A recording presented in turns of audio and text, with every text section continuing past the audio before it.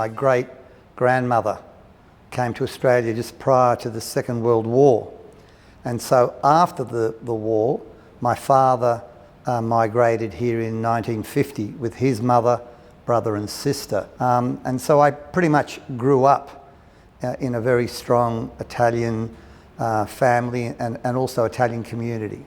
I grew up in the western suburbs of Sydney and there was at that time a very strong Italian migrant community. And as a kid, got involved in everything from the Fugala Furlan, which was a club for the Furlani, which my uncle worked at. And my father worked very hard, a working class, and had 2 or 3 jobs. One of them, of course, was working here at Cantarella Brothers, and the other was working at the Marconi Club. Growing up in Australia as a little Italian migrant boy was very, very different. I think in the early 50s, I remember going to school and we weren't the flavour of the month that we are today. And so it was a culture shock initially for me going to school. My passion for coffee came at an early age because my father, of course, was in the coffee business.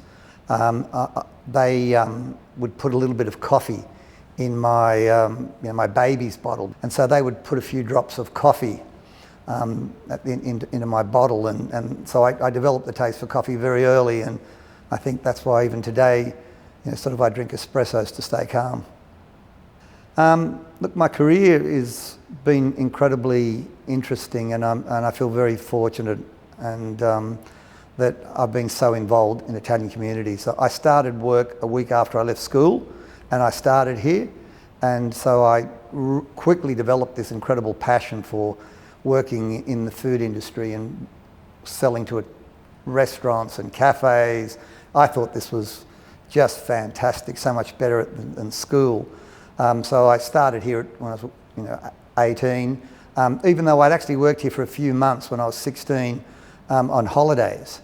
And I really loved the business. At that time, Mr. Cantarella, who was the founder of our company, his daughter was working here, Louisa, and I liked Louisa and we wanted to go out, which could have been a career-limiting move given that her father owned the business and my father worked here as well. It was a bit complicated, so I left and I went to work for Fiat, where I really got a huge grounding for sales and marketing. And I went on to marry Louisa and was enjoying my time at Fiat. At one stage I was the youngest sales executive in the South Pacific for Fiat, and I learned a hell of a lot. I came back into the company in the early 80s, and my vision was really to try to sell Italian food to Australians.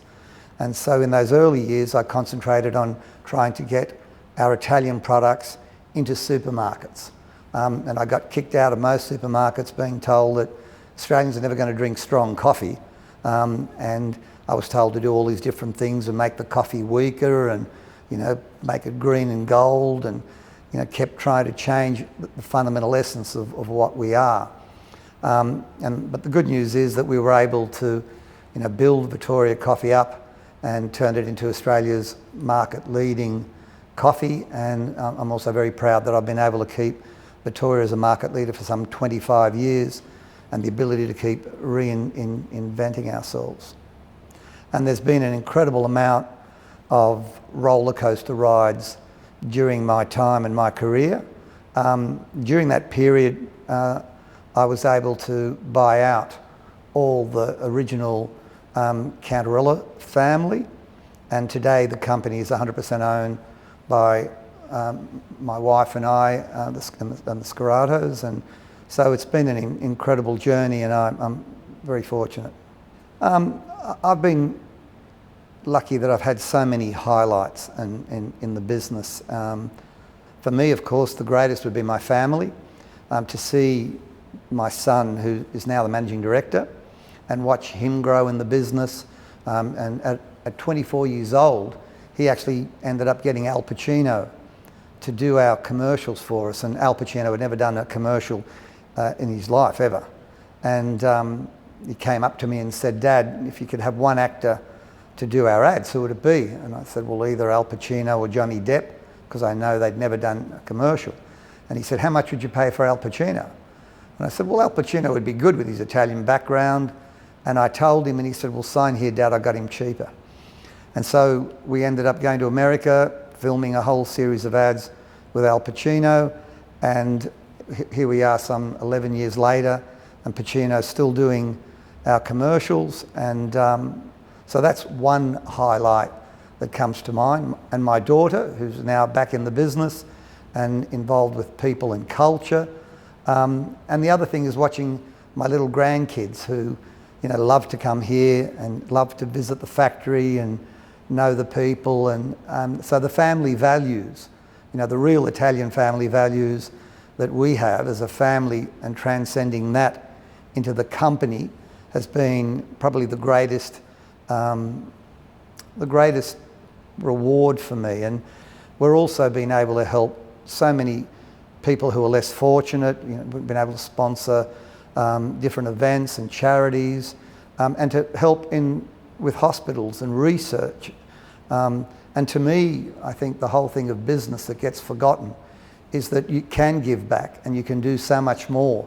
And so to me, business is more than just being a salesman of coffee. It's the ability to sort of give back and to, you know, back to communities and to give back to Australia. So originally Vittoria Coffee was very much sold in Italian cafes and delis, and that was it. But I could see that Australians in the early 80s, you know, they'd go and do their shopping and they'd go into the cafe and they'd have their raisin toast and big fluffy cappuccinos that looked like pavlovas. And I thought, well, how do I get Australians to try to drink, you know, stronger coffee? Because if you tried to give them an espresso, they'd grab their throat and think you were poisoning them. And I remember doing tastings in supermarkets with little macchinette and trying to give them coffee, and they just wouldn't like it. So, you know, making sure that we added a lot more milk. And so getting them used to the fact that they could make cappuccinos at home. And so I started doing promotions with plungers and frothers to froth up the milk. And really milk-based coffees are what introduced Australians into that stronger Italian-style coffee. And I guess it's a bit of an evolution. You know, people will start with cappuccinos, caffè latte, move on to macchiatos, and then eventually espressos. It's, you know, like the journey of life, as I like to call it, with coffee. And so to me, that's been a long process. Today, Australia, you know, makes and produces some of the best coffees, I think, in the world, and we regard ourselves as coffee snobs. But, you know, it was not that long ago. It was only in the 80s that there was that huge transition. And I guess I'm very proud that our company has definitely been a pioneer in leading people into that Italian style coffee. And today we export Vittoria Coffee all over the world. You know, we've got an office in America, we export all through Asia. To me, you know, to get on a plane in Qantas and be served Vittoria Coffee, to fly to the States and go to a hotel and drink Vittoria Coffee, or you know, be at the airport in Los Angeles in the lounge and have Vittoria Coffee, gives me an incredible buzz.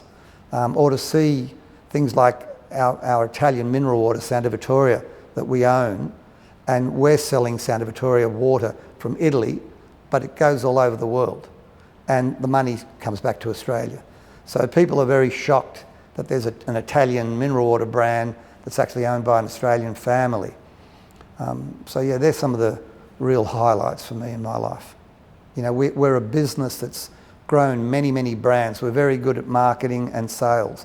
And over our career, we've grown so many Italian brands. You know, we've grown things like we introduced products like Nutella to Australia, or San Pellegrino mineral water. So many Italian brands that are here today actually got their start from our company. But we moved in a different direction from being an importer of Italian products to being an owner of Italian products. So today we have our own hazelnut spread, which is Notino. We have our own mineral water, which is Santa Vittoria. We have a whole range of products from Italy, but that we own. And today we actually sell those products in Italy. So, you know, my son for example, is selling Santa Vittoria in cafes and restaurants in Milan. So it's a complete reversal of what we started. So the future for us is to own Italian brands, sell them around the world, and be maybe an Australian-based company with an Italian heritage that's selling Italian products all over the world.